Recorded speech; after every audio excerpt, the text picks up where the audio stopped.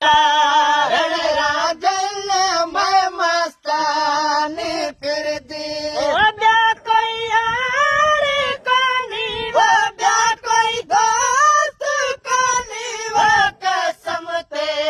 दे सिर दी मैं मस्तानी फिरदी हक तेरे कारण राजन मैं मस्तानी फिरदी है लोक कोई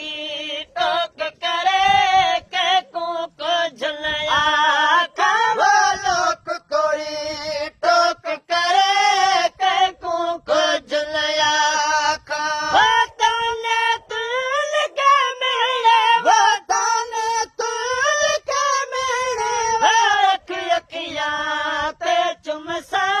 मैं मस्तानी फिरदी हक तेरे कारण राजन मैं मस्तानी फिरदी वो ब्या कोई यार कानी वो ब्या कोई दोस्त कोनी वो कसम ते दे सिर दी